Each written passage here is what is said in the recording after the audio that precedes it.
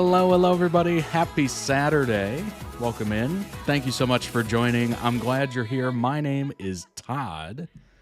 This is a reaction stream. If you're new here, hit the follow button, hit the subscribe button, all that good stuff. If you've been here before, welcome back. Glad you're here. And we have 5 amazing member-requested videos for you today. These are all member-requested off of toddreacts.com, of course. So go ahead and check it out at your leisure. toddreacts.com. We got currently the preview and the episode tiers. We will have more soon. Those are down temporarily, but they will be going up back February 1st is the goal. So go ahead and check those out. Winter collection of merch is available right now. Stay warm out there. 15% off for memberships worldwide. Quality is guaranteed on every order.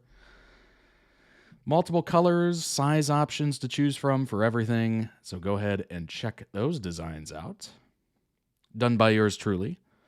Check out the accessories as well. Lots of great items there. I actually have the journal right next to me. And I use that to write down some ideas and notes and stuff. And of course, I have the script double wall tumbler right by my side. It keeps my water nice and cold with the ice not melting and getting all weird on my hands. So I appreciate that. Go ahead and check those out. And if you're already there or you haven't been there before and you're watching live via Twitch and you're like, what? There is a YouTube channel. Over 14,500 of you have already subscribed. Thank you very much. I appreciate it. There's over 1,200 videos in the backlog, so go ahead and check those out. And something I always like to bring up every once in a while is there is a bunch of playlists. So go ahead and check those out. If you're looking for something specific, you will find it. Alrighty. And last but certainly not least, I believe we have 285 Discord members. There it is. There's the lovely Discord. As you can see, we have many different options there. We have tons of fandom channels. I'll kind of scroll through really quick so you can kind of see it. You can check it out. Community channels as well, so you get to know each other. Friends have been made, all that good stuff. I'm in there, certainly. Just tag me if you need my attention. What's going on? Just watching your reacting to Dan and Phil that you just uploaded. Yes, indeed. You know what? I posted it and I'm like, oh wait, I'm doing a stream like really soon. This might confuse people. But it's kind of funny. You're watching it and it's like, hey, I'm back. Yes, join the Discord. We don't bite. We're friendly in there. If you enjoy the YouTube comments or anything like that, you will definitely enjoy the Discord. There's always somebody awake. It is a very international audience, as you're aware. And yeah, lots of fun. Lots of fun indeed. All right, let's go through the lineup, shall we? Let's do it. So we're going to start off with the Americans. This is going to be a Philip and Elizabeth video, centered video. And then after that, we're staying a while in Emmerdale. We're actually going to stay a while in Emmerdale and spend time with Aaron and Robert. And they're will they, won't they, back and forth. Quite the passionate storyline. And then we will head to I'll be honest, I don't know how to pronounce this, and it's going to come off crazy, but it's Chihayafuru. That's a guess. That is a total guess. I've never heard that word before. I've never written that word before, but I typed it out, and I'm like, that's probably my best guess.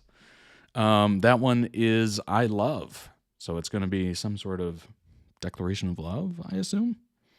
I think that's a good guess, don't you? And then we will end stream with Starkid villain songs. It should be very interesting, fun way to end. And yeah, you can get back to your weekend and all that good stuff. So I appreciate you being here, and I hope you have as much fun as I'm going to have. But we're going to start off with Philip and Elizabeth, entitled The Great War. So let's go ahead and jump in there, which is awkward to say looking at this thumbnail.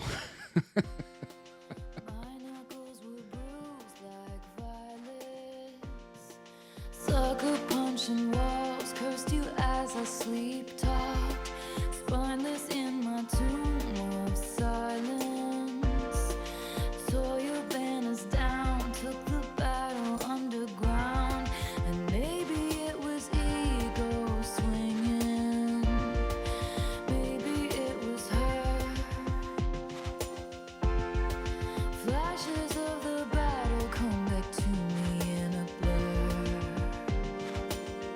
It's the morning and I'm trying to hydrate. All that blood shed, crimson clover, sweet dream was over my hand, was the one you reached for.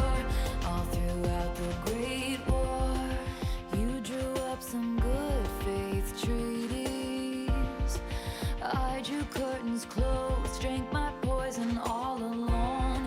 You said I have to trust more freely, but diesel is desire. You were playing with fire, and maybe it's the past that's talking, screaming from the crypt. Boy, this is quite the video. Telling me to punish you for things you never did. So I justified it, all that blood shed, crimson clover, the bombs were close in my hand, was the one you reached for. All throughout the Great Shout out to the War, editor always for remember, matching everything perfectly with the burning lyrics. embers, I vowed not to fight anymore. If we survived the Great War, it turned into something bigger. Soldier down on that icy ground, looked up at me with honor and truth. Broken and blue, so I called off the troops. That was the night I nearly lost you. I really thought I lost you.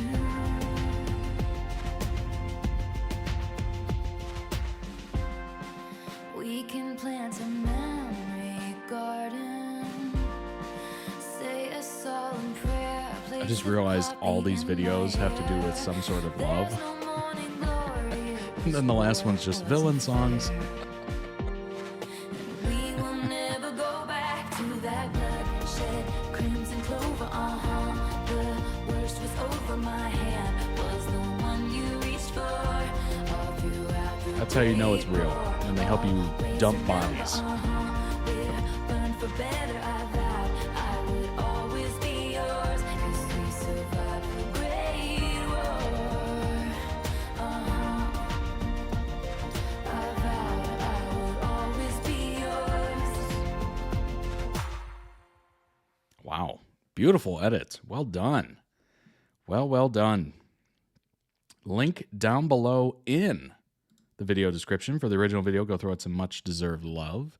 Also check out their channel. They might have other videos that might interest you.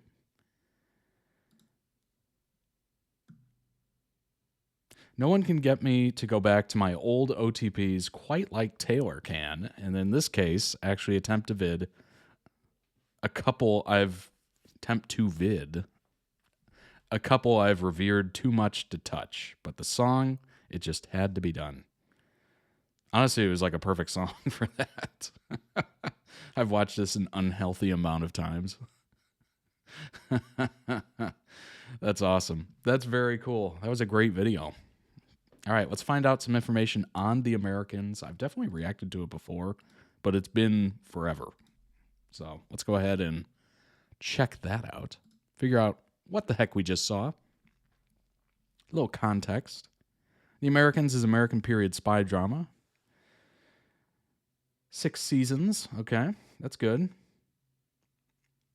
Set during the Cold War. Show follows Elizabeth and Philip, 2 Soviet KGB intelligence officers, posing as an American married couple living in Falls Church, a Virginia suburb of D.C. Couple combined their spying duties with raising their American-born children, Paige and Henry. Oh, that's weird. Oh, that's weird. So they're spies, but they had American-born kids. Boy, that's odd. That's very odd.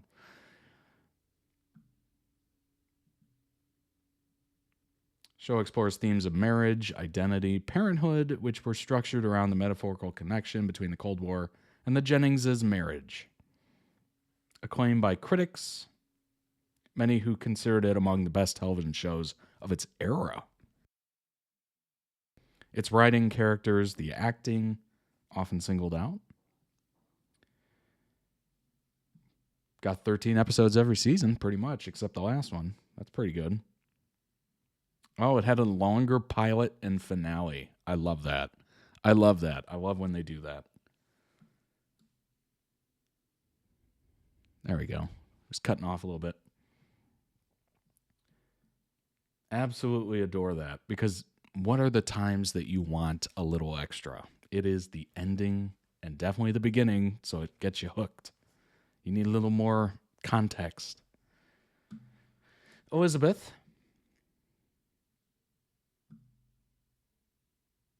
Let's see here. KGB agent, her husband, Philip, of course. Illegal, posing as a travel agent.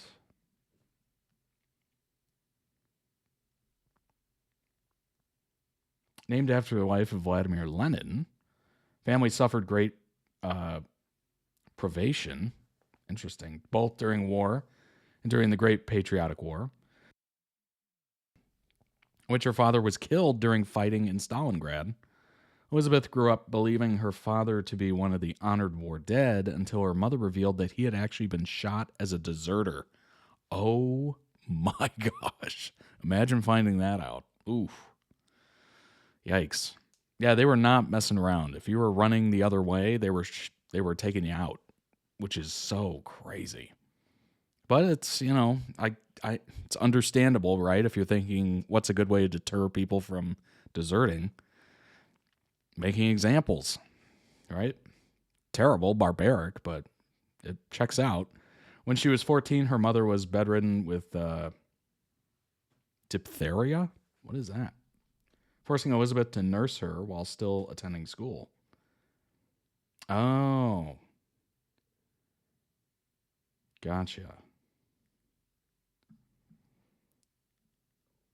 I could have done without the picture, probably. Just saying. Just saying. As a teenager, the KGB approached Elizabeth as a candidate for the illegals program. Although prohibited from telling anyone, obviously, Elizabeth surreptitiously, oh my gosh, I'm going to butcher this word so bad. Come on. Surreptitiously, there we go. Took me a minute. It is fairly early in the morning, or I just woke up. Managed to consult with her mother about her decision, who hesitatingly told her that she must do her duty for her motherland. She trained to become an undercover agent until the age of 22 and was assigned the identity of Elizabeth Corman. During this time, she was forced upon intimately by one of her captains in the KGB. That seems to happen quite, unfortunately, a lot in those situations.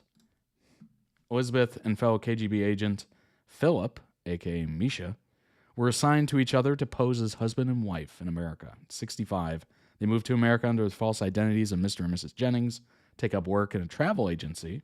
Elizabeth meets and recruits civil rights activist Gregory to the KGB and has an ongoing affair with him. She gives birth to her and Philip's first child, Paige, and their second child, Henry.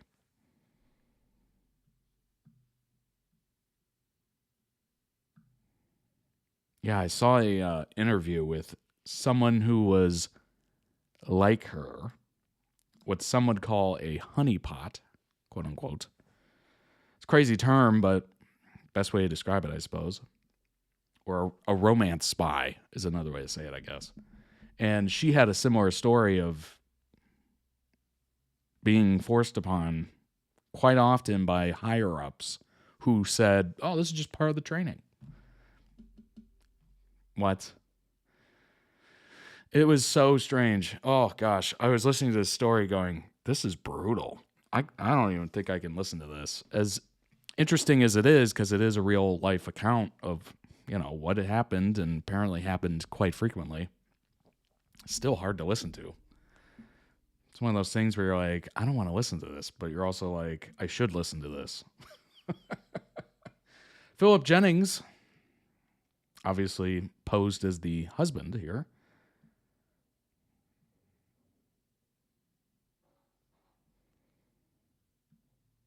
As a teenager, Philip dated a young Russian woman named Irina who shared his dream of joining the KGB. When Philip was accepted into the illegals program, where KGB agents live permanently undercover in the U.S., posing as citizens, Irina breaks up with him and tells him that she's met someone else. Later, Irina also joins the KGB as an undercover agent in Europe. Philip trains for several years before meeting Elizabeth, quote unquote. another member of the program who was assigned to be his wife. They moved to Virginia in 65 and had their first child in 67.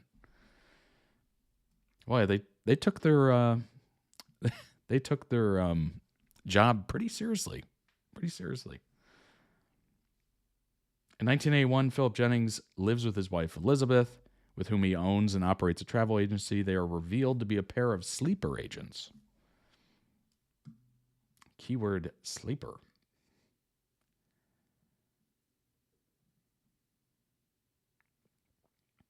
Oh, he rekindled his youth romance with Irina. She tells him that they had a son together shortly after he joined the illegals program. Whoa! And that she hid this from him so that he would follow his dream. She suggests they leave the KGB and run away together. Hello. Philip declines, not believing he fathered a child with her. He returns to Elizabeth, who tells him she would like them to work on their relationship, to which Philip agrees, but neglects to tell Elizabeth about Irina. She soon finds out, of course. However, and Philip temporarily separate, with Philip moving into a motel. Boy, that's not going well.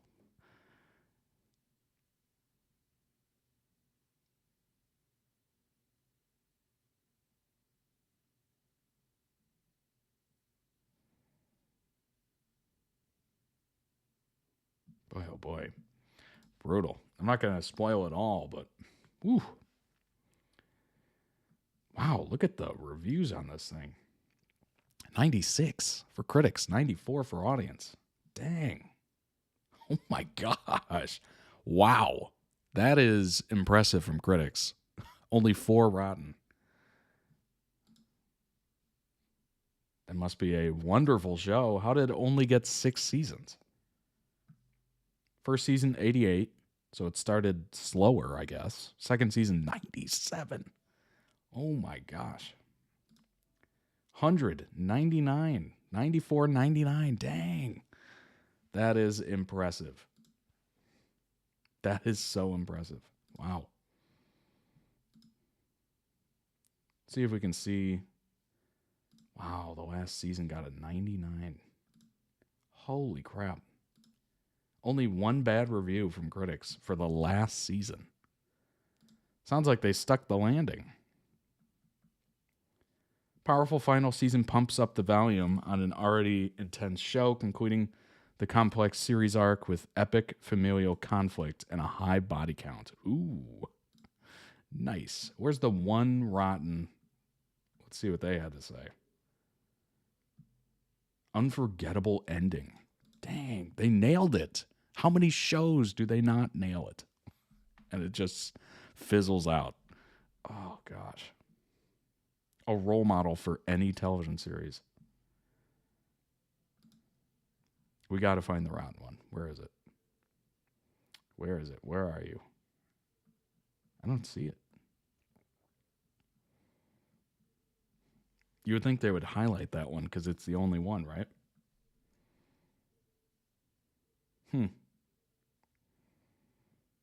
Well,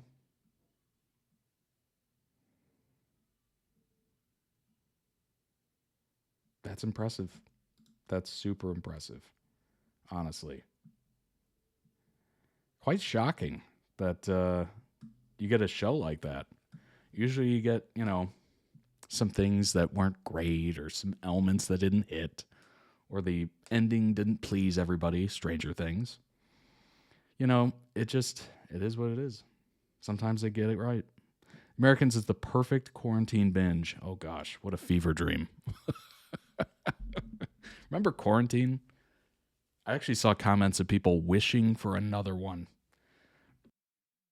Obviously not the negative aspects of it, death, etc.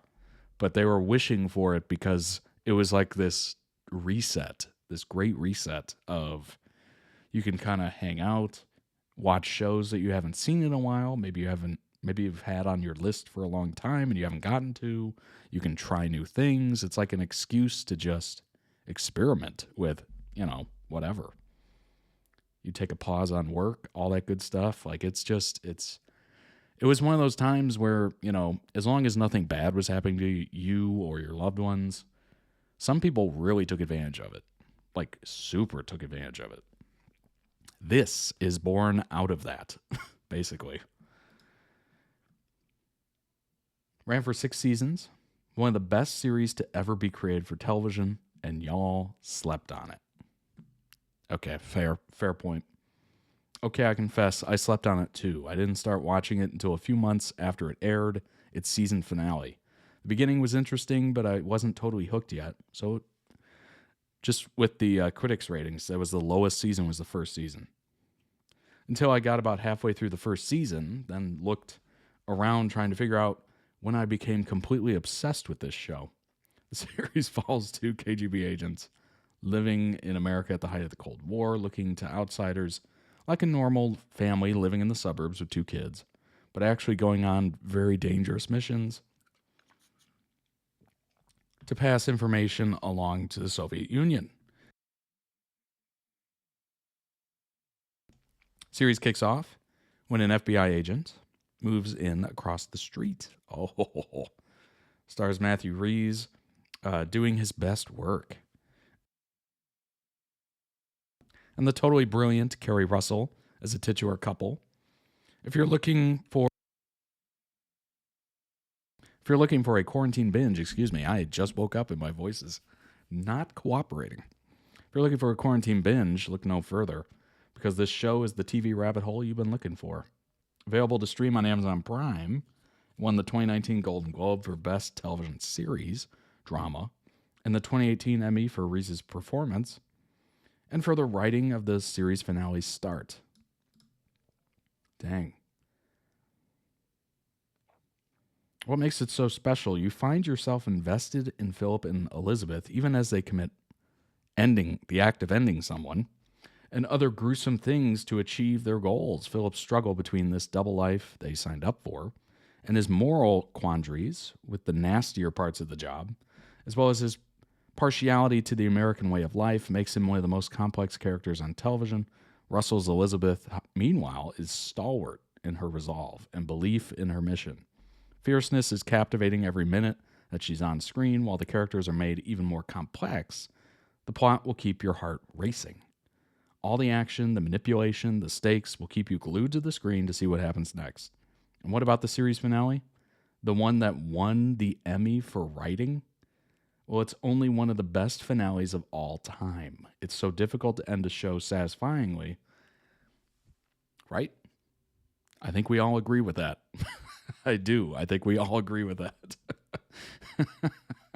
Television has so many shows screw it up, but Start is exactly that satisfying.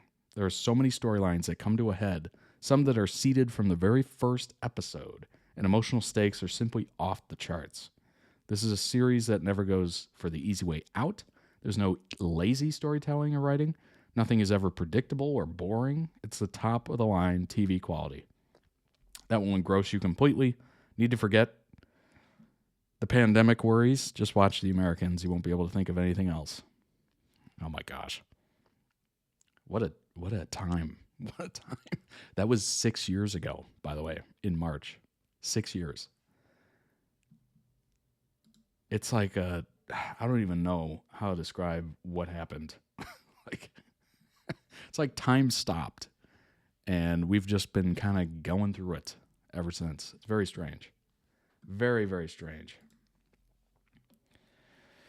Well, that was amazing, and honestly, reading about it is selling me because, oh my gosh, what a fantastic review.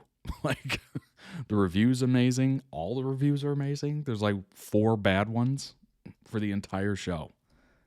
That's crazy. That is crazy good. And the fact that they won an Emmy for the writing of the final episode. Holy crap. Usually writers completely butcher the last season, if not the last episode. So that is surprising. Surprising to hear. Amazing. All right, let's move on to the next one. It is Aaron and Robert Can't Help Falling in Love with You. This was posted 6 years ago, and the editor said they deserve the world, and that's all there really is to it. All right. back to Emmerdale. Let's do it.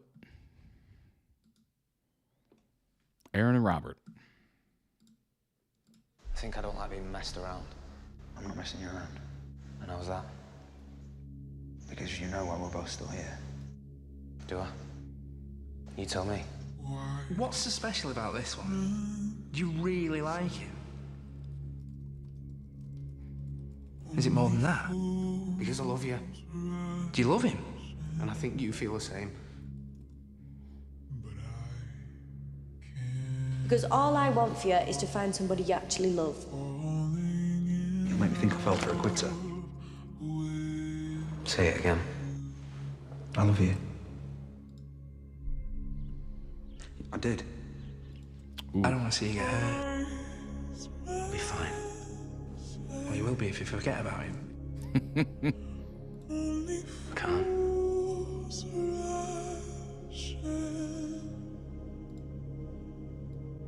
Because if I lost you, Aaron, I couldn't handle it. You've got Chrissy. It's not enough. What was it that was so special about Aaron?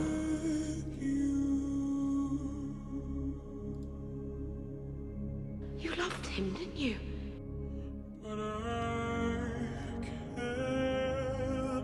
That's all you care about. No. I wish that was all I cared about.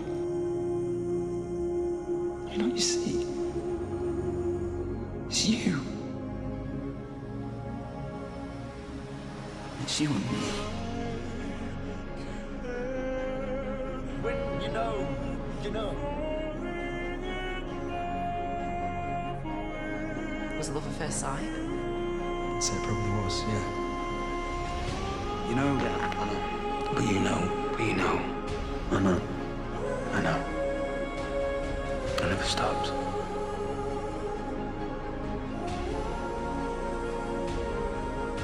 Where it all started, isn't it? It's just some random lay-by. It's not some random lay-by, though, is it?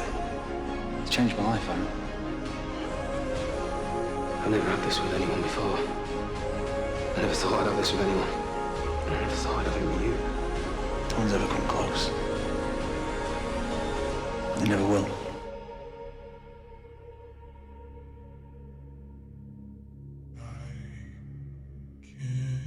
I love you. I love you. Dang.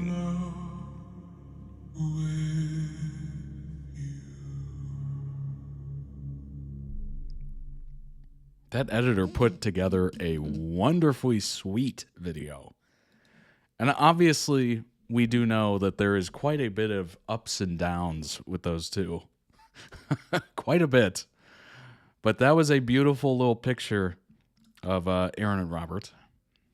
Link down below in the YouTube video description for the original video. Go throw it some much-deserved love. Also, check out the channel. They might have other edits, like that one, that you really enjoy. And if you really enjoy it, you can request it for stream. Just throwing it out there. Haven't seen the show? Yeah, me neither.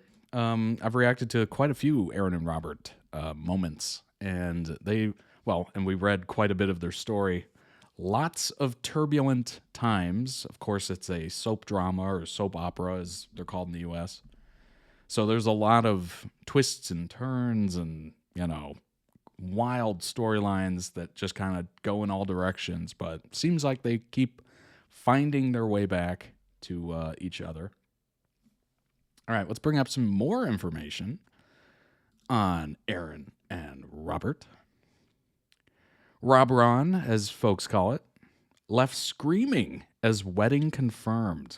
Oh, big news, broken news, breaking news right now. Emmerdale's Aaron Dingle and Robert Sugden decided to get married again months on from their reunion. With Robron fans thrilled by the update and Corriedale's twists and turns, this was updated January 5th, so, a couple weeks ago. There was happy news amid the chaos for Emmerdale fans as Robron's wedding was confirmed. Aaron and Robert decided to tie the knot again after the events of Corriedale as the soap collided with Coronation Street.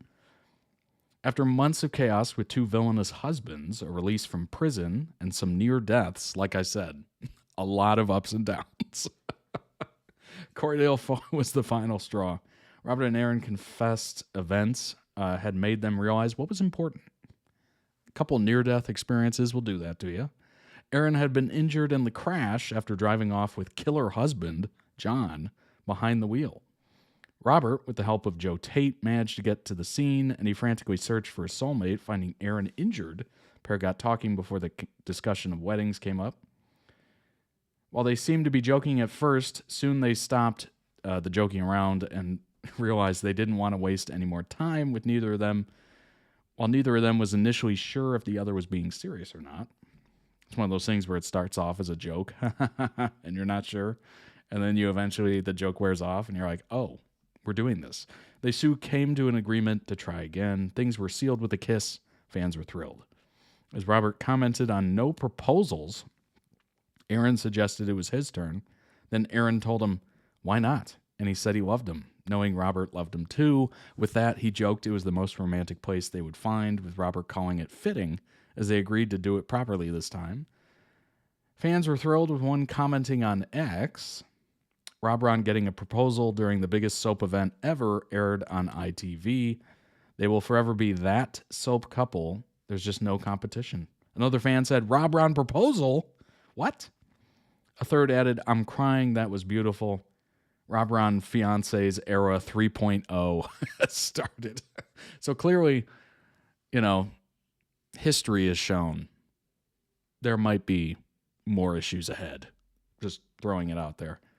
There might be a 4.0, 5.0, 6.0, who knows? Another added, Aaron proposing to Robert in the middle of the carnage. Oh, I love them so bad.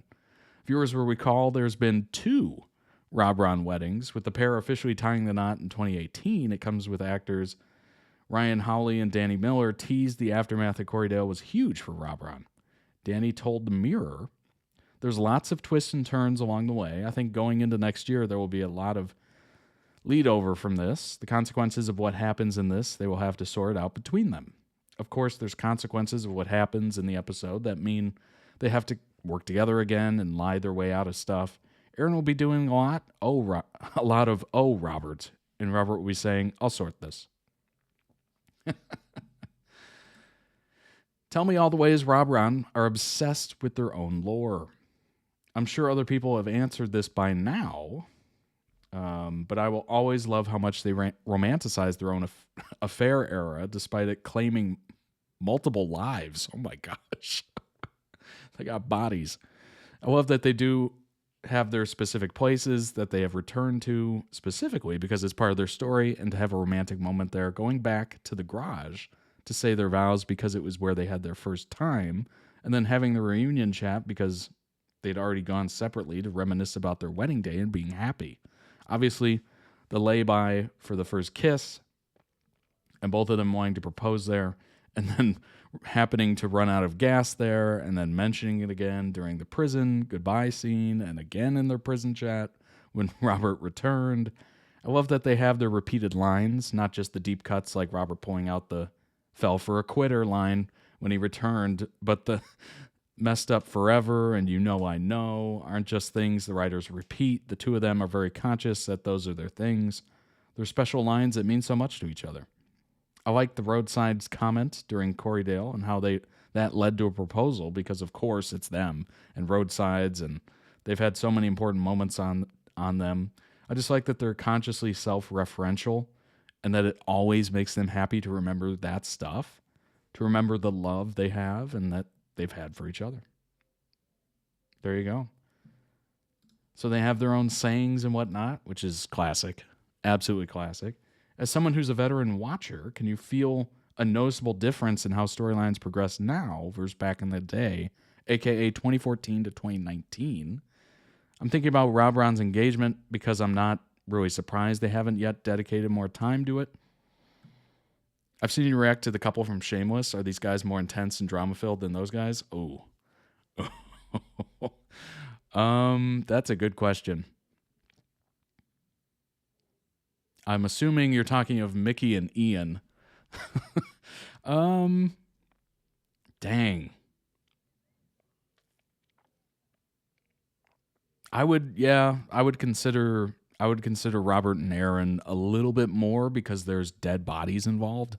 I don't think Ian and Mickey killed people together or like, were out there doing heinous stuff. Maybe they were, but I think at most it was probably just fights. Yeah, I did absolutely. There's a lot of Mickey and Ian reactions. Certainly for a time period as well. There was a ton.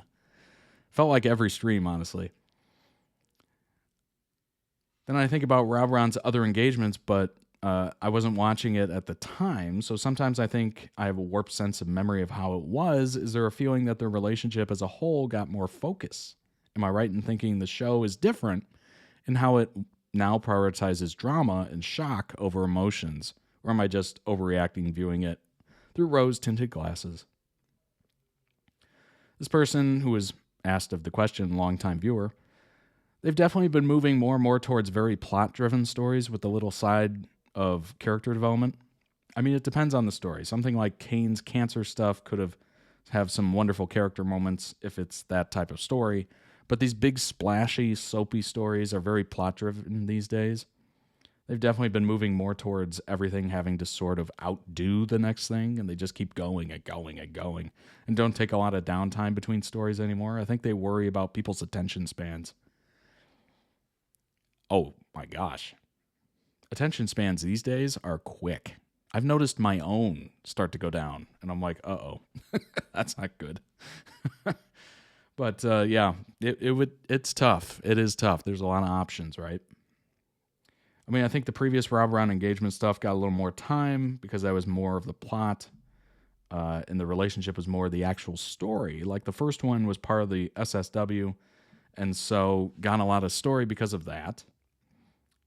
And they went straight from that into the breakdown of the relationship, basically, and into Aaron punching Kasim and the surprise wedding in prison and one night stand. That was their story, so it was a lot for the plot.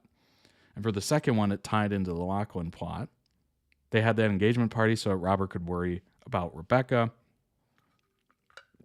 which annoyed me a lot at the time. So with Robron, I think it's more that their plots at the time revolved more around the relationship or tied into other things nicely. Right now, it's being overshadowed by all of this stuff. But that doesn't mean we won't get things eventually. Right now, Aaron's not even on screen, and most of last week was just one day. I think the pacing is also just off right now.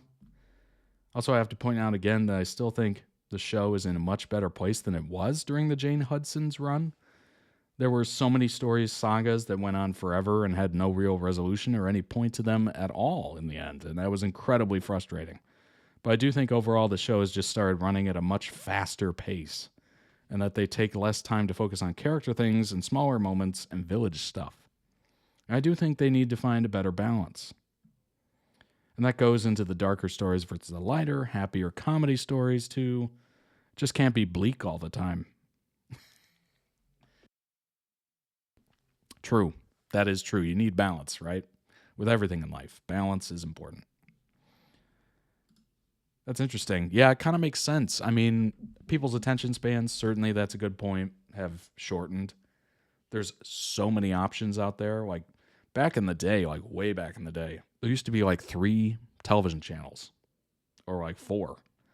So your options were limited. You could be a little slower with the plots. You could add more detail. You could make things, draw out a little more. Now it's just quick. You gotta, get things moving. Keep people interested.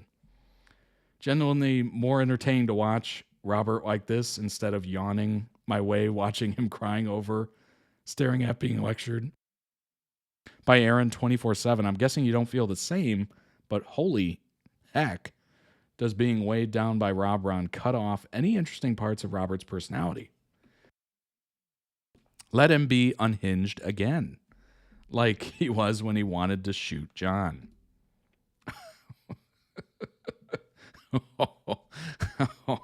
Okay, this person really wants the unhinged version back.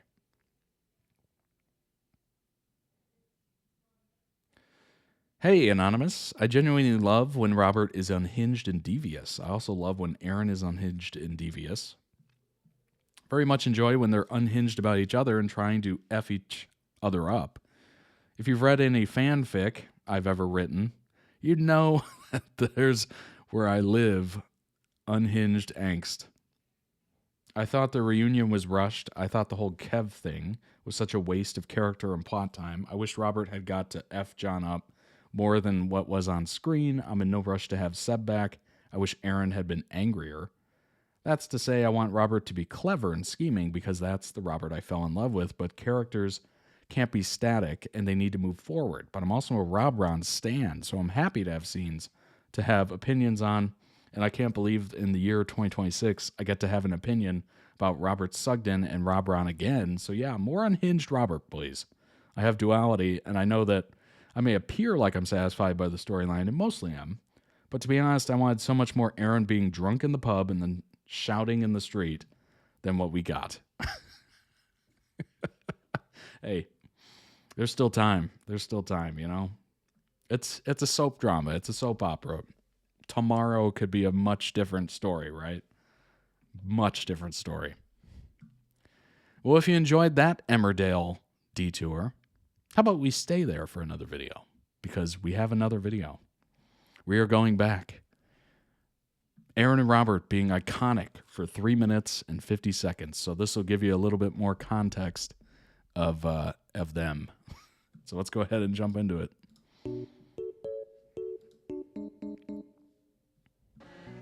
Team members only. Fine by me. No, he can stay. He's like the mascot. No, I'm really not. Head cheerleader. No, I'm not. There's nothing wrong with my body shape. Look at that. Rock hard. Go on, punch it. I mean it, hard as you can. Point taken. You all right? And no time to tense. See? Everything looks better on a full belly. Swimming shorts, though. And Dingle made a gag. Weak one, but he made it. So we got you some welcome home donuts. You know me, so. You can't eat all of them, surely. Back off to me. Come on, lads, it's a goodness this. Yeah, don't be spoiled, sports. You're just too good to be true. Woo! Can't take my Oh, don't just stand there. off you. I'll help him out. I thought you loved him up there. Heaven to touch. I wanna hold you so much. You want to hold this one? At long last, love has arrived, and I thank God I'm alive. Why'd you rope me in to watch? I got a job. Because I'm playing, and I'll be in my shorts, which... Hang on, what, moving here? Why did you let her in? She's your grandmother. Just don't let her in the house. What do you mean, I told you. Wait there. Well, what else am I going to do? I've got something in the boot. It's not Lachlan, is it?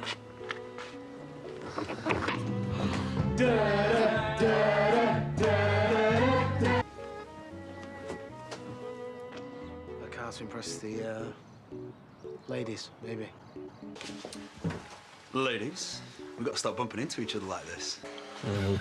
Daddy Robert looked after all 3 kids successfully while Daddy Aaron lost the pig. See, I told you, nothing but a nice couple's dinner, good food, shooting the breeze. Shooting the breeze? You know how much this means to him, to all of us. Don't look like he's yours as an entertainer. Yeah, really unpleasant one. What? What's wrong with it? Oh, no, nothing. It's fine if you're going fishing. Well, some of us are saving for IVF. And anyway, who are you, Johnny Versace? What? It's Gianni. Who is? I think we should have a kid of our own. I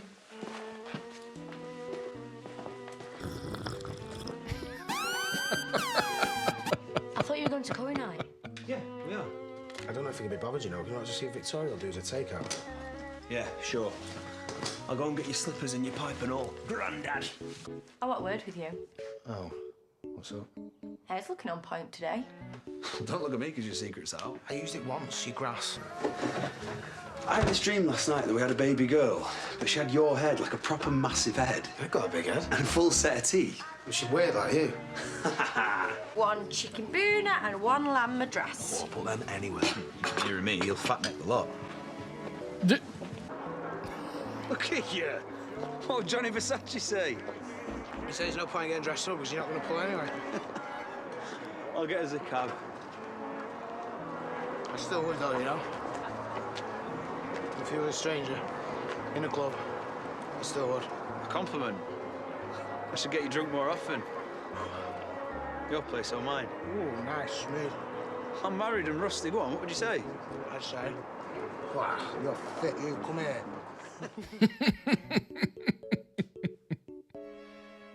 Rip. Was this when they thought they were dead or something? This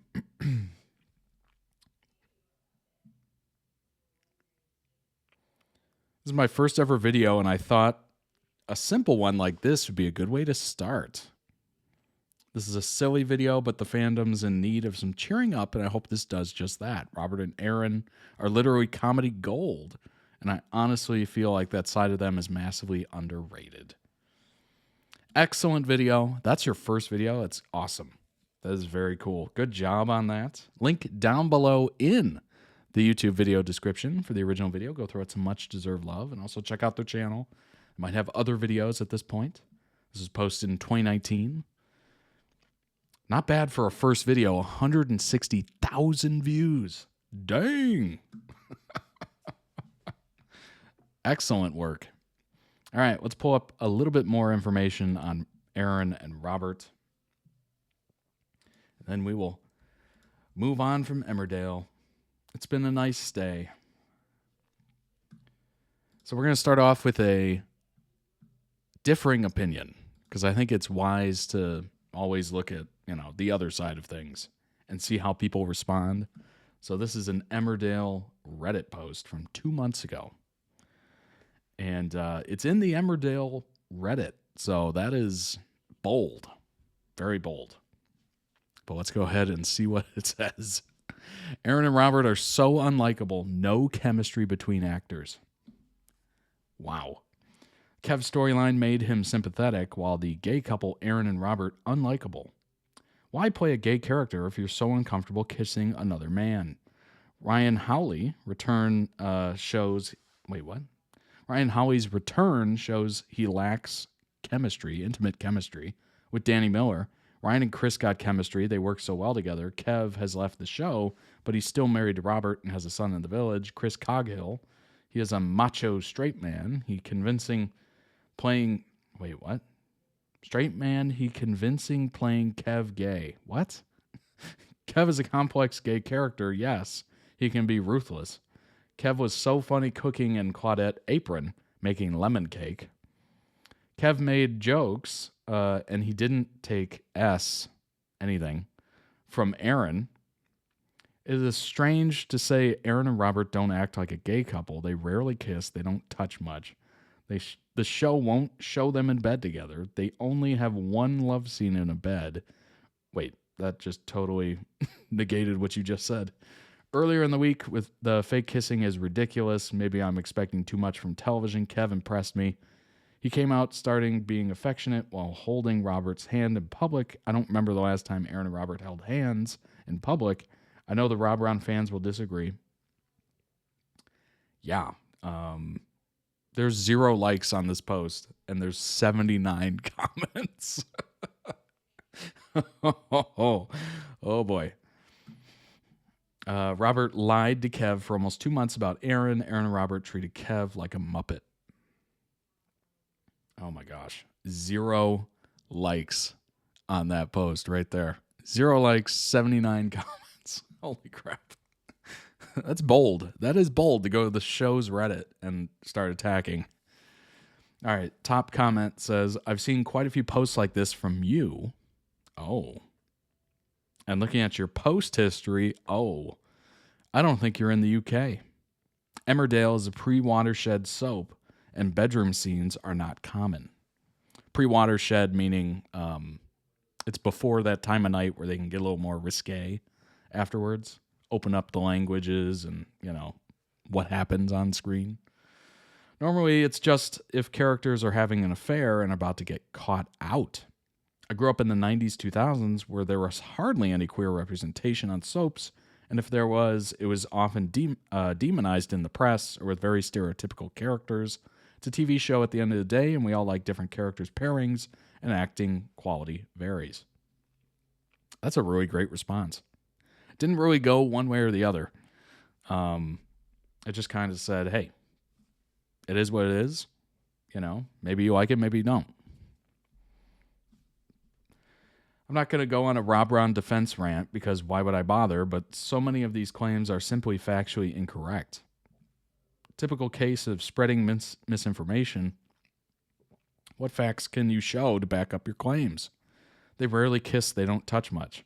How less frequently are they actually kissing and touching than other Emmerdale couples? I can't say I've noticed a difference, to be honest. This is Emmerdale, the conservative farm soap, not Queer as Folk. So seriously, provide some statistical differences from the straight couples, please. The show won't show them in bed together. They only had one love scene in a bed.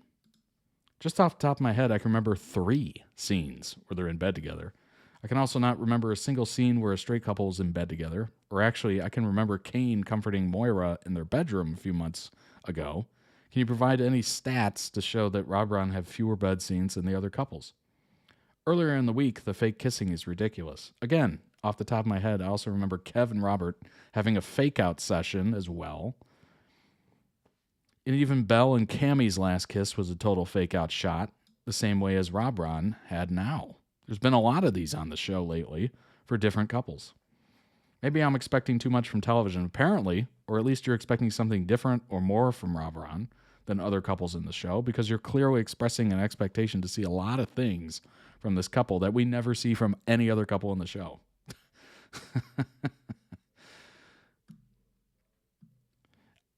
I don't remember the last time Aaron and Robert held hands in public. They've literally been trying and failing to have a secret, big word there, secret relationship since they got back together.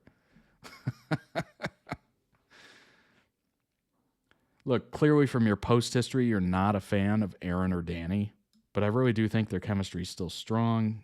So everyone's looking back at the post history. Very interesting. It's getting personal. They clearly haven't seen Heated Rivalry. To be fair, I have not seen Heated Rivalry, but that will be changing very soon, apparently, due to requests by members. It's been pointed out that the post-pandemic, there does seem to be a rise in stage kisses, but that applies to everyone. Belle and Cammie, for example, and almost all of Robert and Kev's kisses. Both actors have made it clear kissing doesn't bother them. Danny wouldn't have campaigned to have Ryan back for so long if he was uncomfortable. I don't know if you've watched today's episode, but they're also very clearly comfortable touching each other. I don't think the bottom line is you just don't like a character or pairing. You're simply not going to enjoy them together, but that doesn't mean it's objectively bad. This, again? How many times is this show is going to show up with the same opinion and barely any changes to get always the same answers? Don't you get tired? Why this obsession with them kissing? Nobody kisses passionately in Emmerdale more than once a year. Dewey comment. UK soaps in general are rather chaste in how they represent intimate topics, regardless of orientation. This person says, it's like the overall general feel is to be prudish, very different with US soaps. I'll take any representation in TV shows, though. I'd be thrilled if it was balanced with all types of people from these communities, but we don't always get what we want. Somebody said, oh, please stop. Chemistry or not, the most important thing is that they are boring together. Whenever a show starts pandering to shippers, the quality drops. They've always been more interesting when they've had drama between them as opposed to when they are properly together, but the show seems reluctant to have any real tension between the two this time around. I do think Kev highlighted how stale their dynamic is, and a genuine Kev and Robert pairing could have been fun. Yes, they do kiss like two straight guys who were forced onto a dare. But Emmerdale on the whole is pretty tame in general. My unpopular take is Danny acts like he is there just for the wage. Interesting. With Danny, I think it depends on the writing. He was great at being drunk recently. Hey, if you've been there before, it's not that hard, right? I love these two, but I've not been feeling it since they both came back. I don't know if it's the writing. It could be. Yeah, definitely could be. Or if it's the commitment of the actors. I guess Robron could work as just another humdrum, boring couple like most couples in Emmerdale. But if that's the case, they need to drop the saccharine soulmate forever together nonsense and stop presenting them as a flagship gay couple of the show. They should just be an ordinary couple with no particular spotlight on their relationship or unique love. But it would still be a waste of Ryan Howley's potential. He's shown that he works far better and has stronger chemistry with other men. Really boring together. 3 votes down. I don't see any chemistry either.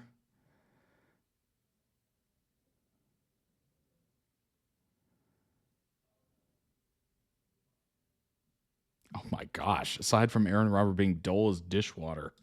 What? How do you watch some of those edits and go, yep, they're dull. Dull like dishwater. Crazy. Crazy.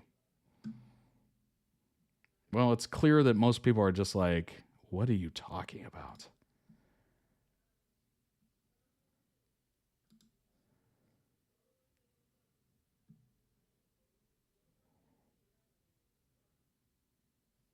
I like how these two were going back and forth with pretty decent arguments. I'm just kind of like scanning through. It looks pretty good. Chemistry is subjective. If you personally don't see the chemistry, then so be it.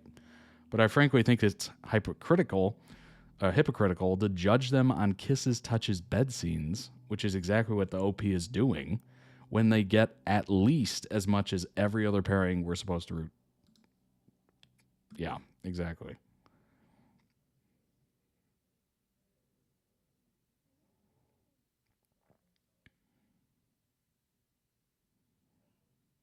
We're watching Emmerdale. We shouldn't be expecting intimate scenes that Emmerdale never does to anyone. What are you expecting to watch here? Like, if you're looking for that, you can find it. I swear you can Google and find all the intimate scenes you ever want to see and more. Or just, I don't know, read some fan fiction or something. You'll find it. Hi, by the way, why don't you come in? I mean, yeah. Just come in. Oh, you found Minnie Pinky? Chaz, Aaron found Minnie Pinky. Is this a test? No. Been sobbing all morning over losing this. Where's that from? It's a present from Kev. Wow. I could have got you some. You'll be going through the same. Losing your own unicorn of sorts. This time next year we could be talking tractors. Don't be such a vibe killer all your life, Joe. Lose gracefully. Just, what do you think? Who do you think? Well, I just meant that Robert is Aaron's unicorn. Then you need to go and get backed. Not let you and him miss this big fairy tale. It's all I hear. Robert and Aaron, the big love story. You know, I'm getting a sense of deja vu. Karaoke? Me and you? Do a duet? Doug's just smashed myself in the face with that hammer. Mm-hmm. My life's moving on again, and yours will too. Oh, don't do that. Don't do what? Patronise me. You'll find someone. I told myself for so long that he was the only one that I'd ever have. I found someone. Somebody else. You don't even bother, do you? How I might feel walking in on you and him like that. No, not massively, no, since you made it perfectly clear that you don't care about me anymore. I lied, Robert. I know I said I could wait, but I don't know if I can handle it.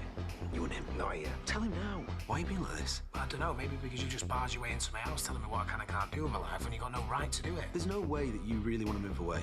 You do know that gold doesn't melt or burn. I don't give a toss. Well, I guess coming home from 6 years in the nick and finding my ex-husband married to the half-brother I didn't know I had has been a vibe. So I've waved the white flag, haven't I? You could try and look happy about it. I'll go away, Aaron. You're not talking about us, have you? It's like finding someone playing with your dog after they've stolen your life. But yeah, I'm sucking it up. Remember when me and Aaron blessed that marriage in here? Oh, come on, he's not gonna hurt Harry, is he? He was always amazing, was that? Well, why you defended him all of a sudden? I know my world has crashed into a million pieces, and I bet. What are you doing, Harry? People do care about you, you know. Well, I would love to care, but I've got a date with something that's cold and broken. Imagine if somebody grabbed your phone out of your hand like that. That's wild. Wild. Oh my gosh, that's fighting words for some people. What is it with us and roadsides, eh? Oh, yeah, he was messed up from that accident. Oh, this is the proposal?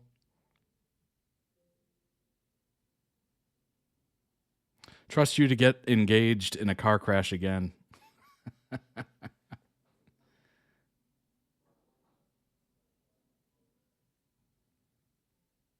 Wow.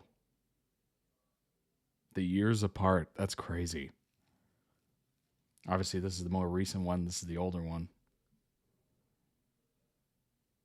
Crazy. 7 years?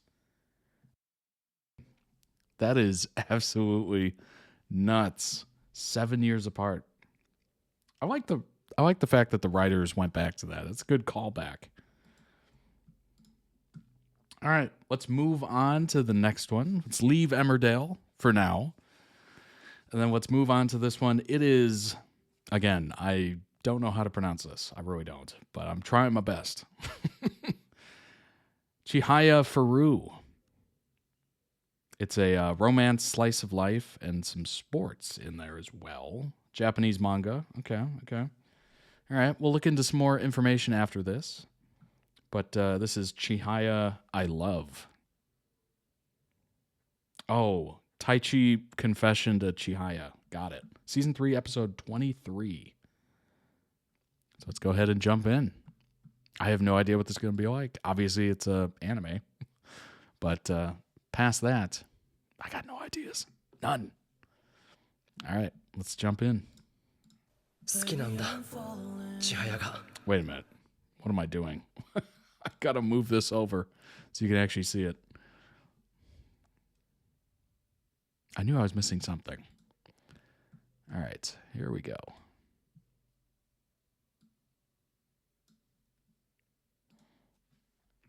There we go. Should be able to see that closed captioning now.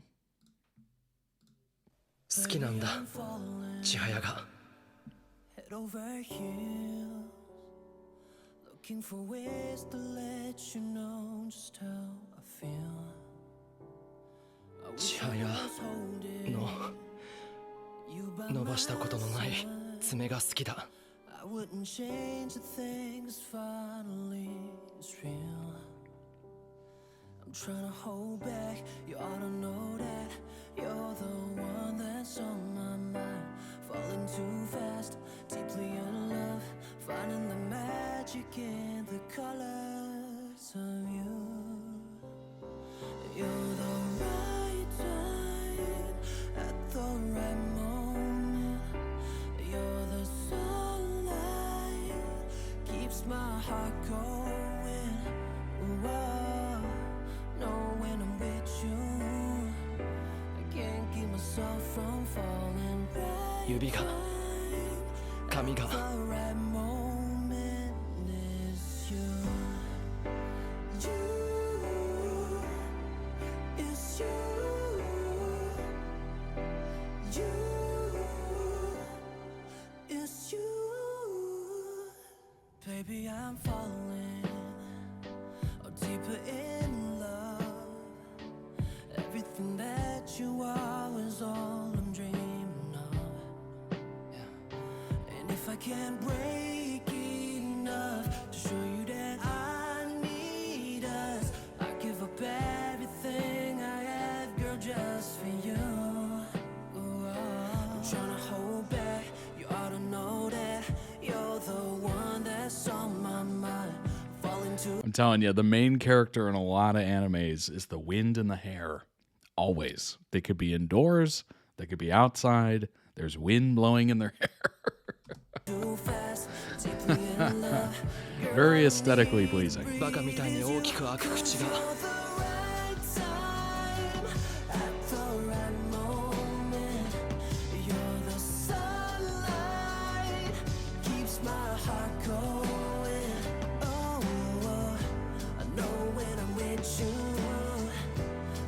Keep myself from falling. Right time at the right moment is you. Every night in my bed I'm dreaming that it's you in my arms I'm holding. Girl, all I want is you.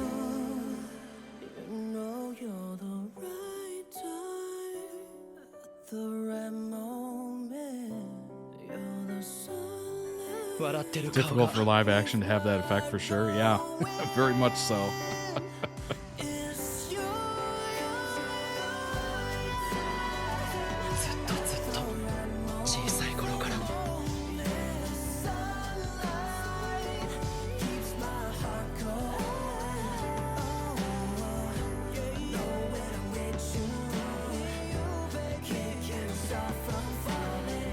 So this has been a story in the works. This is that long game.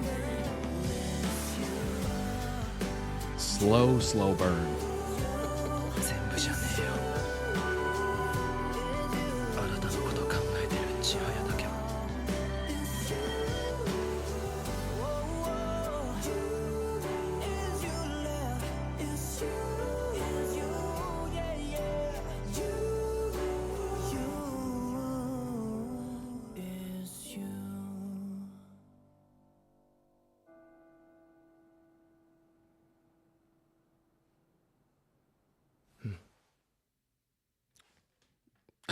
I was like, what's happening? I was like, is another song starting? What's happening? Oh my gosh, Dan and Phil react to heated rivalry. Oh no. Oh no. Oh my gosh. Link down below in the YouTube video description for the original video. Go through it. It's a much deserved love. It was a beautiful edit. Very sweet song. Obviously a very, very slow burn. Wow. That was a great song. This song right here. Henry, it's you. Oh my god. Oh my gosh.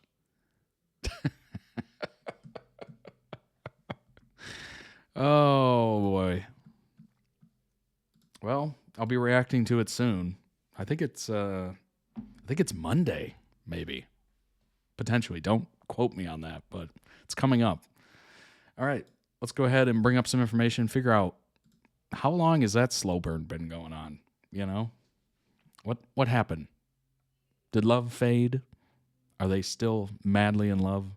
Did love never happen? Did they miss it? Was it one-sided? Was it unrequited? All that stuff. All right. Chihayafuru, 2007 to 2022. Chapters collected into 50 volumes. It's about a schoolgirl, okay, Chihaya, who is inspired by a new classmate to take up something competitively. I don't even know what that, I'm not even going to attempt that. What is it?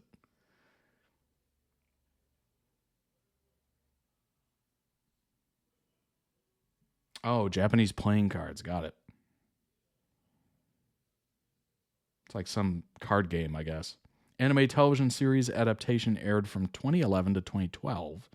Second season aired from 2013. Okay, it was in 2013. Third season 2019. 3 live action film adaptations were released. Wow. Over 29 million copies in circulation, making it one of the best-selling manga series. Manga has won the second Manga Taisho, 35th Kodansha Manga Award. Nice. Popularity has boosted the profile of competitive. All right, let's figure out what this is. Japanese card game.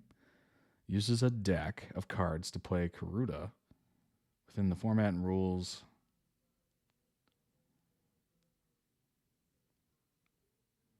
Estimated there's currently 10,000 to 20,000 competitive players. Interesting.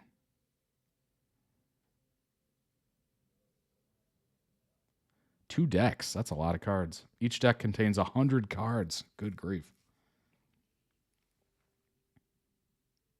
It's a one-on-one game. Okay. 50 cards selected randomly. Game starts by the reciter reading an introductory poem that is not part of the 100 poems. The introductory reading allows players to familiarize themselves with the reciter's voice and the reading rhythm. Following the introductory poem, the reciter draws one of the 100 poems and recites the poem on it, or the cards, and recites the poem on it. As soon as the players recognize which one is being read, they race to find and touch the corresponding card, I guess. First player to touch the other card takes the card and removes it from play. When a player takes a card from the opponent's territory, that player must transfer a card from their own territory to the opponent. If both players touch the card at the same time, it's taken by the player whose territory it's in. Player must also transfer a card if their opponent commits a fault. First player to get rid of all the cards in their territory wins. No referee. They have to just come to a consensus. Interesting.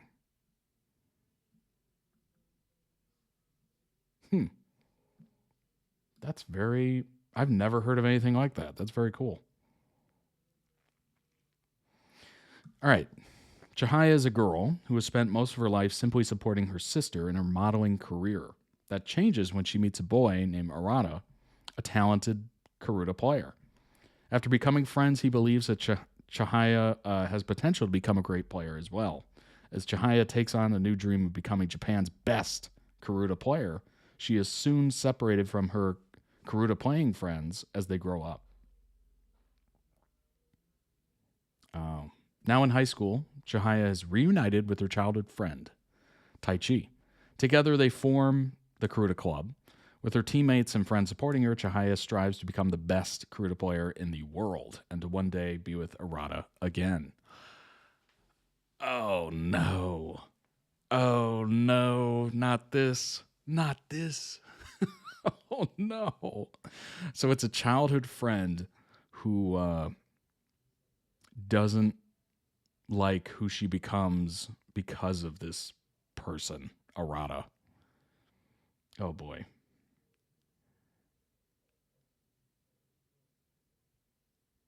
They start the club. They're spending time together. I'm assuming all of this. I'm assuming that Taichi really falls. Probably. And that's that childhood friend that, you know, we've been together forever.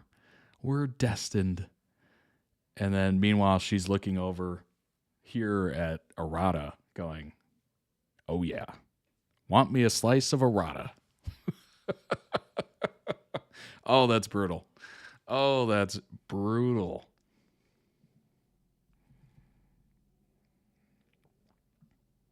Oh my gosh. Chihaya is a protagonist. She's the daughter of Kenji and Chiko, younger sister of Chitose, who's a determined schoolgirl that possesses remarkable hearing, and she believes that by persevering in Karuta, where she will meet Arata, again, that she begins a Karuta club at her high school with Taichi, another one of her lifelong friends. Okay, so both... oh my gosh. Does everything come back to the summer I turned pretty? Come on now. At least they're not brothers. Oh my gosh, these childhood friends.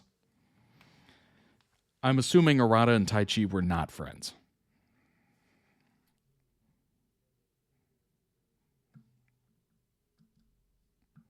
All right.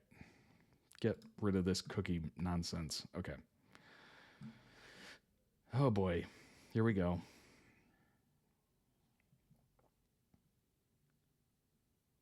Let's see if we can find the exact. Here we go.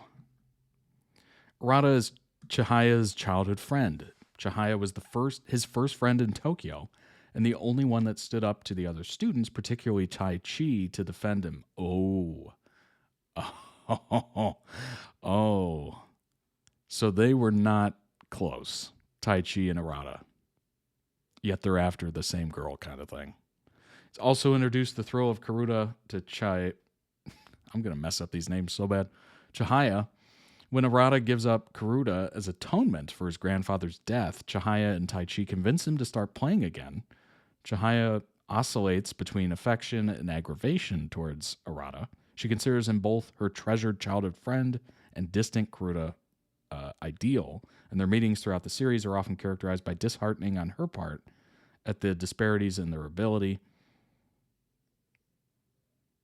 Chihaya is shown to deeply cherish her time with Arata, In chapter 37, Chihaya mentions how a poem that sounds like a love song, but actually describes having to leave a childhood friend behind, describes her relationship with Arata.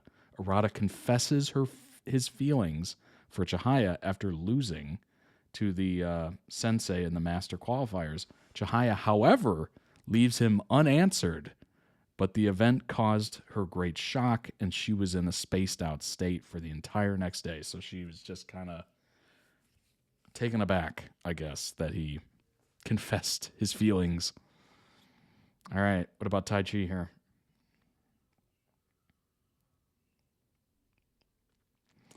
Longtime childhood friend loses contact with Tai Chi, transfers to a different school. Chihaya views at the time as a gross betrayal, though they later part on amiable terms. Though it is hinted that Chihaya may have started to develop slight feelings for Tai Chi in chapter 45 when she blushes, stating that her heart is racing and that it's a strange feeling when he asks her, "Want to go to my room?" Hello. We've just picked it up a notch. We went from 0 to 100 real fast. Compared to his previous rejection of permission for her to enter, more distance they are, more implaceably she acts to him. What? Her feeling for Tai Chi was caught by Hanano on Valentine's Eve when she was crying, wishing for his happiness in chapter 135. After Tai Chi leaves the Karuta Club, she was depressed all along and feels Karuta cards are forbidding. Although she knew that he won't come back to the club again, she's still waiting for him until the last third-year Karuta team competition, when he gave her words, "Next, we'll meet in a match," made her felt the path to follow became clearer in chapter 166. Later, she felt embarrassed around him in later chapters. When he told Kanade about his feeling for Chihaya maybe gradually fading away, she made a gloomy face and ran away in chapter 207. 234 reveals that his word is still bothering her. In chapter 247, the final chapter, Chihaya and Tai Chi have started dating. Wow. Didn't see that coming. I thought she would go with Arata.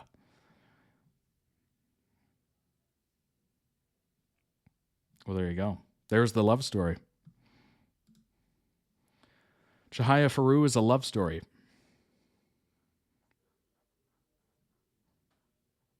A word of warning, there will be spoilers.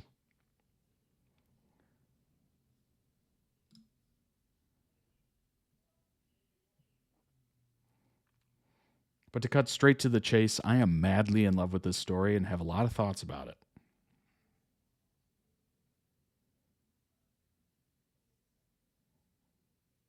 All right, let's go here.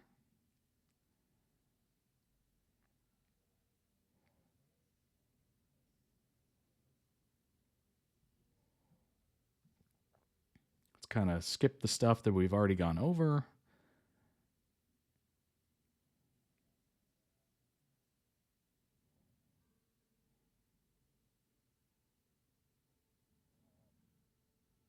Arata and Tai Chi each stop playing for their own reasons, but Chihaya persists.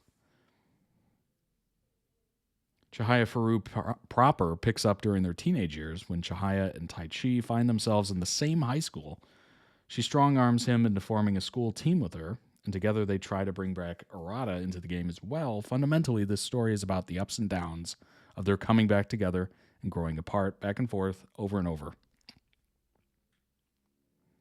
There's an elephant in the room here, though. What even is competitive Karuta?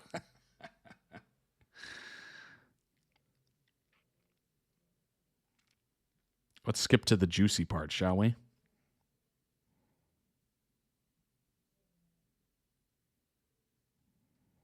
One of the most common ways to differentiate love is to place it into two simple categories, platonic and romantic, right? There's the love of liking someone and the love of liking someone. The love of liking someone as a friend and liking someone as more than a friend. You know what I mean? And I don't think this is a terrible categorization. It functions. However, I do think it is somewhat limiting in terms of analysis, mostly because the functional definition of platonic for many discussions is simply not romantic, making our two categories of either love romantic or not romantic. Why is this a problem? Well, the language here kind of subconsciously primes us to center our understanding on love around romance. There's nothing wrong with romance. I like romance stories. I'm, in fact, a married woman, so I've experienced the beauty of that kind of love firsthand. However, this kind of love typically makes up a small percentage of the relationships in their lives, often leading to just one. Most relationships are platonic, and I do see people often point out that platonic relationships can just be as powerful, which is important and great and true.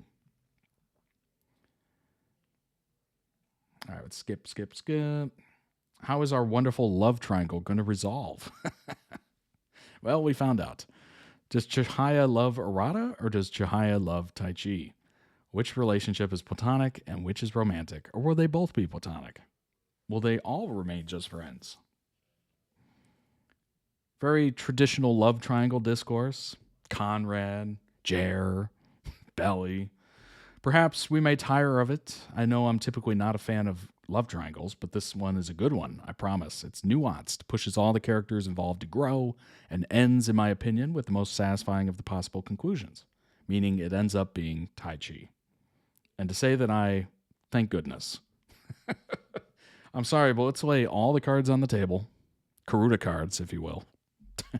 I was rooting for a romantic resolution to his arc and his relationship with Chihaya since probably halfway through the first season of the anime, and that only increased as things progressed.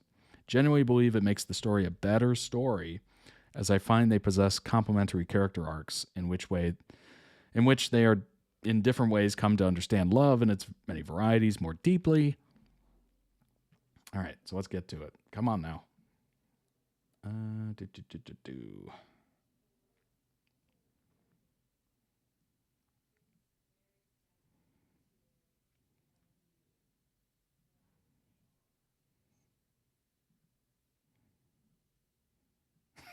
I'm just skip.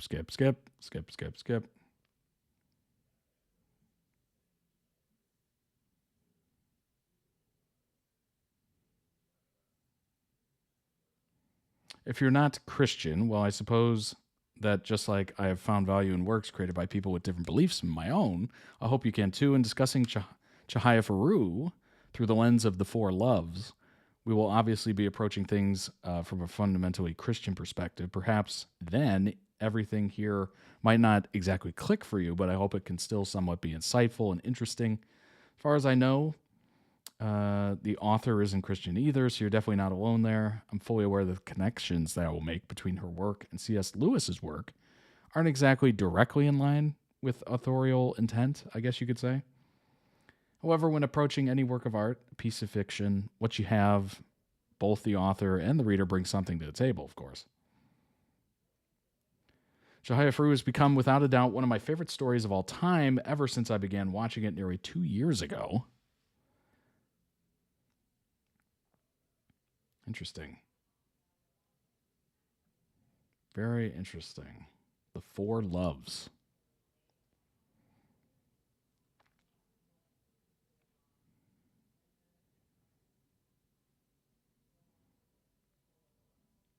Very, very interesting. Let's see. Four Loves calls them storge, philia, eros, and agape. Storge is the love of family, sometimes called affection, relatively straightforward but foundational. Philia is the love of friendship, which Lewis posits is actually one of the highest forms of love. Eros, love of desire or romance, not strictly intimate, if you know what I mean, though practically it does often contain that component. And finally, agape, which is often defined as charity. It includes, but is not limited to, the sense of giving support to the less fortunate. It's about giving in general, giving for those in need, ultimately giving of oneself, right? For Lewis, this is loving how God loves, and it is undoubtedly the most important. These are the four loves we will be discussing, though it is worth noting that there can be and often is overlap whether one is talking about real life or Chihayafuru. This is actually one of my favorite things about thinking in love, using this framework rather than simply platonic or romantic. Platonic or romantic. Romantic or not romantic. Because those terms kind of exclude each other on the basis of the very definition. But given that these loves have positive rather than negative definitions, a person can experience more than one of them in a single relationship. Interesting. Agape. You know what? I thought it was, and I'm like, am I making this too... would I be making it too fancy? Agape. So I was like, agape. No, it is agape. Thank you for clarifying that.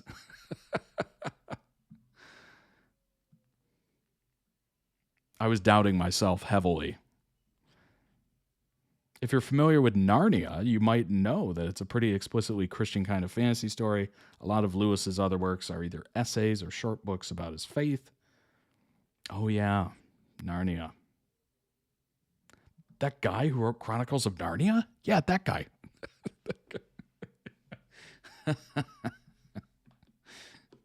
Oh my gosh. All right. Well, you know, seems like the right one won out, I suppose. Who doesn't love a good love triangle story, right? Greta Gerwig is directing it for Netflix, Narnia. Oh yeah, that's right. From Barbie to Narnia. What a connection. Connection. Well, we'll see how it goes, you know. Narnia was a very beloved trilogy. Was it a trilogy? I can't remember. I think it was.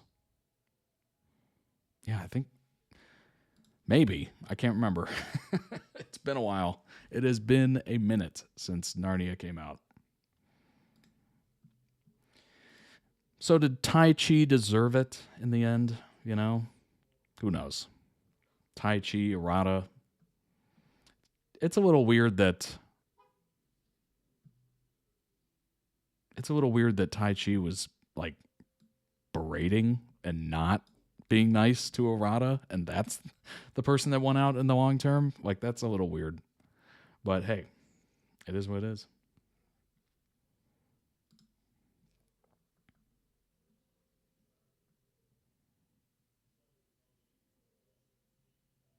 Boy, these childhood friend love stories are just something, right? It's a trilogy, The Lion, the Witch, and the Wardrobe. Prince Caspian and the Voyage of the Dawn Trader. Oh, yeah. You know what's funny? I thought of The Lion, the Witch, and the Wardrobe, and I couldn't piece it together enough to like have confidence in saying it. I'm like, what is that from? What?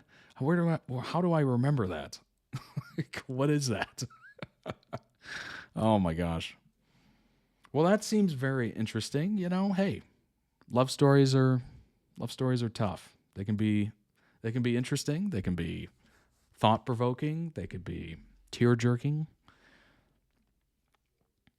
Something about love triangles is always interesting because, you know, if they write it well enough, it's a guessing game. You have no idea what direction it's going to go. Sometimes it gets annoying when you're just like, okay, I know slow burn, I know love triangles, but get to it. Make a choice. Like sometimes you do get frustrated with the main character or whoever. You're just like, okay, come on. Just pick a direction and go. But sometimes it's not that easy, right? I have never been in that situation. Maybe you have. Maybe you know someone who's been in that situation and they just couldn't make up their mind. And they were pulled in multiple directions. But I don't know. That seems all tiring to me. Maybe that's just me. But I look at those situations and I'm just like, number one, how do you get more than one person interested in you at the same time? That's like skill. That's a skill that I don't know. But also, like, how tiring is that? Going back and forth? Will they, won't they? Who do I choose? You know? Oh my gosh. I'm just thinking of it and I'm getting tired. And what's funny is when I think about it more and more, I just go, I'm done. I'm walking away. I'm done. Neither.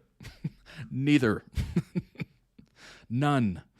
Anyway, let's go ahead and move on to the next one. It is our final video. Wow. We have breezed through, it seems like. Or maybe these videos are a little shorter than usual. Starkid villain songs being the best for 10 minutes. So that kind of gives away the time. Let's go ahead and jump in here. Starkid villain songs. Let's go ahead and readjust that from the last one. We can go full screen with it. Here we go.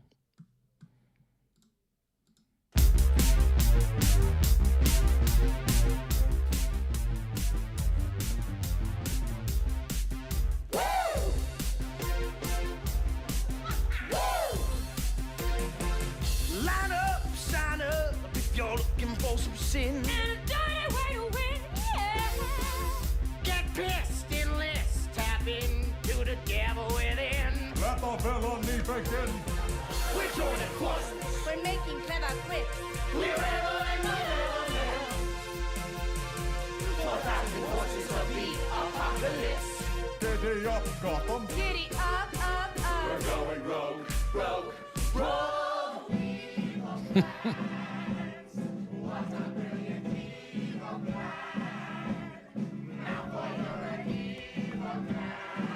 Malfoy, you're an evil man. Sipping tea by the fire is swell. Pushing people in is fun as well. I like folding all of my ties. And you have no friends. Hey, that's a surprise. I love to kick it up a notch. 'Cause I'm evil and bad to the bone. Yeah, I'm smoking pot. Here to rid your nostrils of that dreadful Potter boy.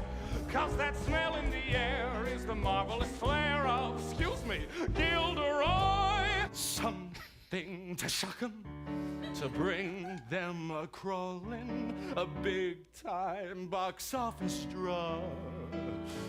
With the press and the glamour, we'll kill the review spotlight on Mr. Ingenue.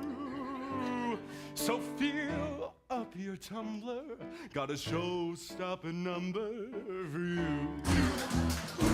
Sex when you flex those revengable threats. But the princess rejects me still.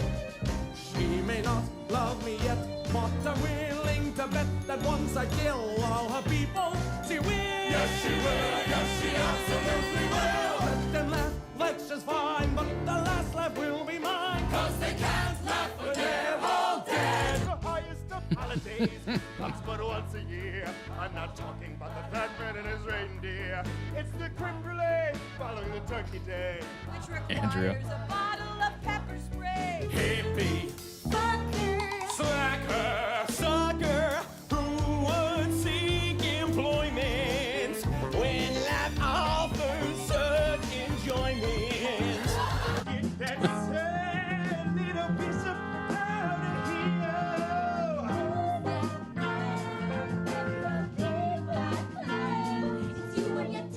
There's a new dick in town, and his name is Big Tallywhack. Oh my God.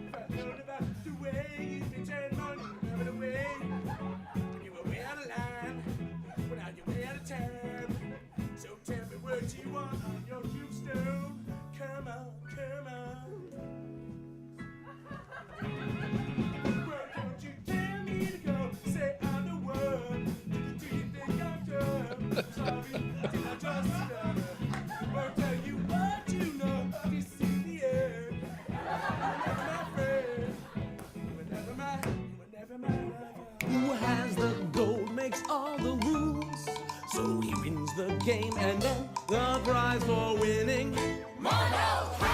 And the game begins again. Conditions are right, the Kindle is dry. It's a labor of chemistry. Just a tiny spark sends the light through the dark, and the devil's unleashed. Hell is your destiny. Your wagon is on fire. Your wagon is aflame. Oh!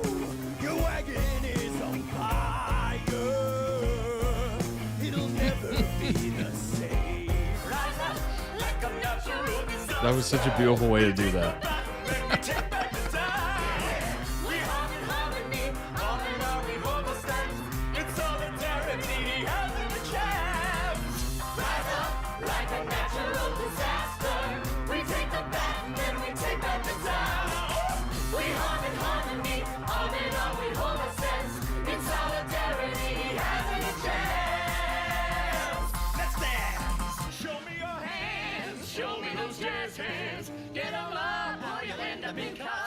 Show me those hands, show me those jazz hands, or I might be inclined.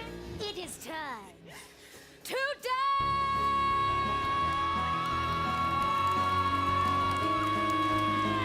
He may be gone, but that is just as well.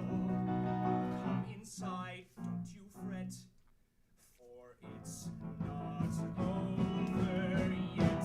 A show-stopping number, a real showstopper, an aria to rule them all. They'll throw us their money at full price admission. The world will come crumbling down. Hamilton, move over. Your new competition's in town. That night he sees what the rest of us know. Oh no, what's that? I don't think we're alone. We face each day, but we run from the night. Every sound that we hear leaves us startled. Because we know the night belongs to Snarl. Kick it up a notch to dig yourself out of this hole. You wanna have the things they got, then you gotta give that Budget dice went a crazy roll. on this one. Kick it up a notch. What's the point of less when there is more? Have a cigar. A glass of scotch. When opportunity knocks on your door, you let 'em in and then you settle the score.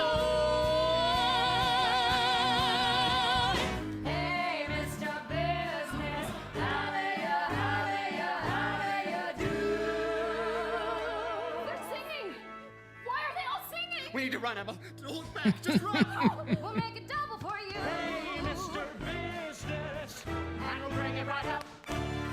Wiggle, wiggle, wiggly will wiggle tonight. Yeah, if baristas started singing to you and saying, I'll make a double for you, you'd get out of there pretty fast.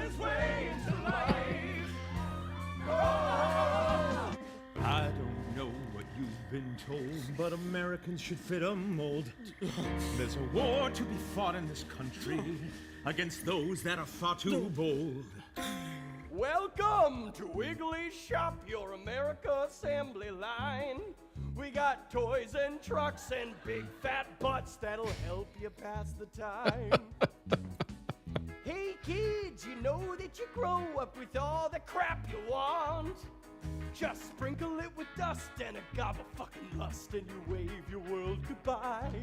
You left me out of your sight for 1 second, and look what happens. Nightmare time. It's worse than you could imagine. Not sex and not drugs, just alien invading minds. Let's play some games. Let's play some games today. Funny games. Some funny games today. Is my integrity. I don't know where that's going, but it's anything at creepy. all. But happiness can't come before its fall.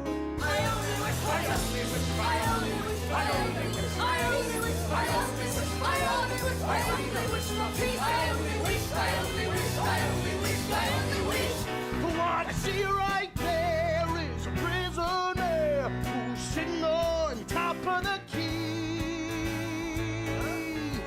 So kick it up a notch if you ever wanna be free. What if I told you a story? How the the world became peaceful and just. It was inevitable.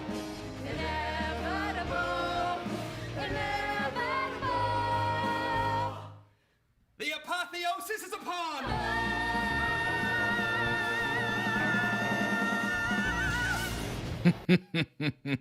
Great video. Great video. Wow. They can really sing. Right? But they got great voices. I really enjoyed that. Link down below in the YouTube video description for the original video. Go throw it some much deserved love, and also check out the channel. They might have other videos that might interest you. The villain songs.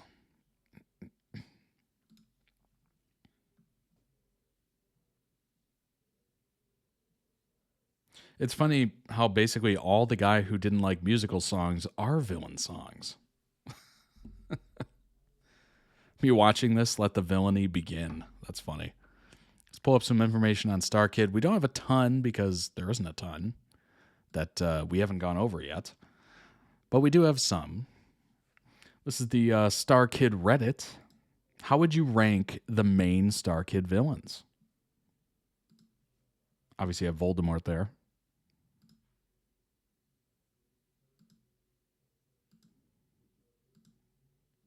There's all the villains.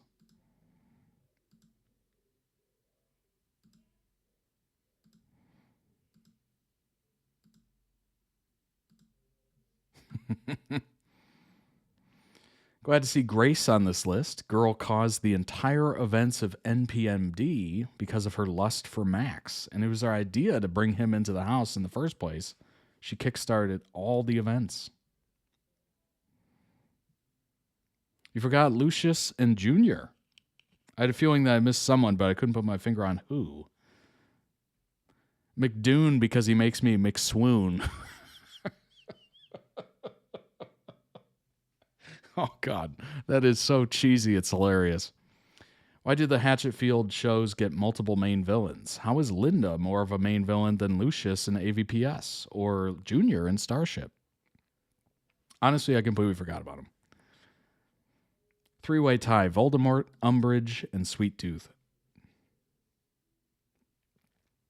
Let's see. I haven't seen Annie or MAMD.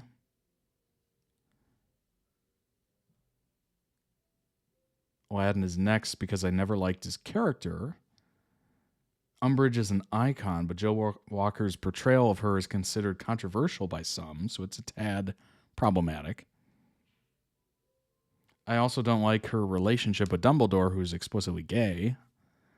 Stutter's an absolute banger, though. Voldemort is next. Joe Walker's hilarious. His chemistry with Brian as Quirrell is off the charts, and I love him. I just don't rewatch the Harry Potter trilogy as much as other stuff.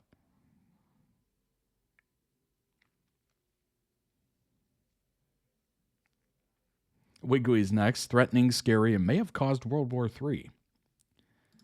Oh, and he's an all-powerful eldritch god, only defeated by pure chance of his stupid biatch of a sister having a psychic bond with Hannah. From ones I've seen, probably Snarl, Aladdin, Number 1, Stepmother.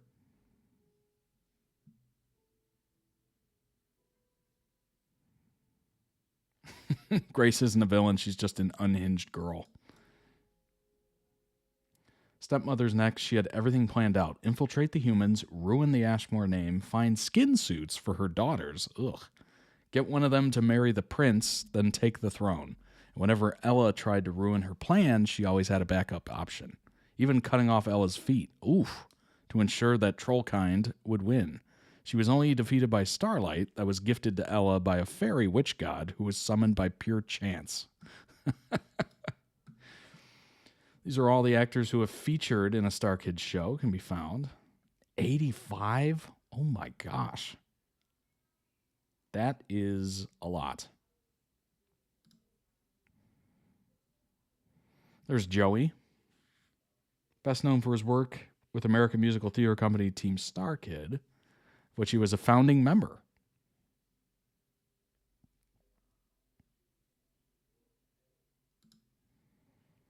Joey met the other members of what is now Starkid while collaborating on plays through Basement Arts, the university's student-run theater organization, in 2009. Joey featured in a Harry Potter musical starring as Ron Weasley, which sold out its 4 performances at the University of Michigan.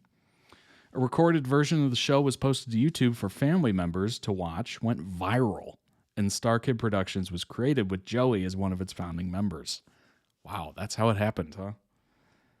Joey then went on to reprise his role in both a Harry Potter sequel and a Harry Potter senior year, and also had featured in 8 other Starkid musicals. Awesome. That's crazy how that worked out. Posted to YouTube just so other parents could watch, and then all of a sudden it just went viral. That's crazy. That is absolutely nuts. Team Starkid will have first West End season with the guy who didn't like musicals. Performances run from May 14th to 30th coming up. American cult favorite theater company Starkid headed to the West End with the guy who didn't like musicals, playing its first ever London season at the Apollo Theatre in May.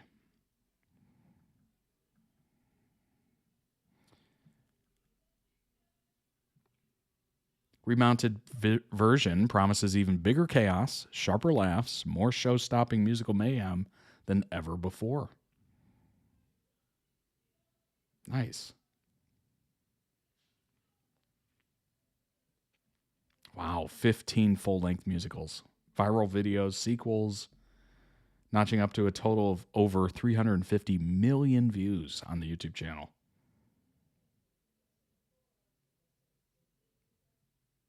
That's so cool. The guy who didn't like musicals was done through Kickstarter, and the show went on to play for a month at the Matrix Theater in Los Angeles. The original recording now amassed over 9.4 million views. Starkid made its UK debut at the London Palladium. There we go. Good grief. In May 2024 with the sellout It's Starkid in It. Oh, God. And returned to the venue in April this year with I Can't Believe It's Been a Little Less Than a Year, which also sold out. I wonder what the tickets are. Let's see how much the tickets are. If they're even available still.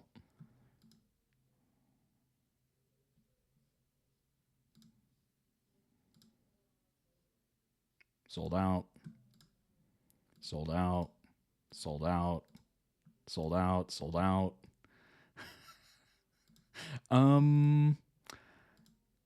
I think we might. Oh, 76 pounds. There you go. That's how much it costs. Where even is that seat, though? Where is it? I can't even see it. It's actually standing outside. No. Where even is that seat?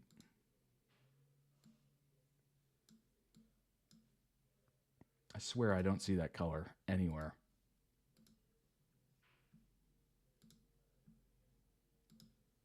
Is there one ticket? No. I think that's just broken.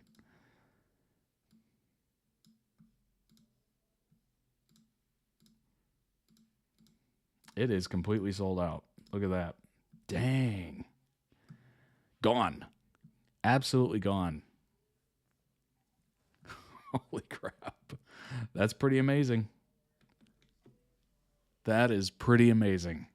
Gone. Well, I mean, they sold out 2 previous ones in London. Kind of makes sense, right? But amazing stuff. As always, 15 musicals. That is a lot. That is a lot. And good for them, you know. It just, hey, life can happen like that. You can post a video or something for somebody else, and all of a sudden, millions of people have seen it. And you're like, wait, what? And then who knows what happens to you. You just kind of, oh, okay, I guess we'll do this. And turns out, you know, quite a trip for them. And they made the most of it, and they're still making the most of it, obviously. selling out like 15 days worth of shows. That's amazing. Kudos to them. Anyway, I hope you enjoyed that stream as much as I did. Those were 5 member-requested videos off toddreacts.com. Follow, subscribe if you want to request your own. February 1st, those will be available. Check back, certainly. Appreciate you being here. Appreciate you being here, Pokey. Check out the merch, toddreacts.com. 15% off, ships worldwide. Quality is guaranteed on every order. And yeah. Join us in the Discord, totally free. And Discord is going to become more and more important going forward. You'll learn about that a little bit more soon. The announcement will be around February 1st again. So I'll make that announcement. We'll talk about it. And yeah, looking forward to it. I hope you are as well. I hope you have a wonderful rest of your weekend. And I will see you back here on Monday. On Monday this time. Friday night, I said, see you on Monday. No, I saw it today. So I will see you all on Monday. Take care of yourselves. Stay safe. Have fun. Bye-bye.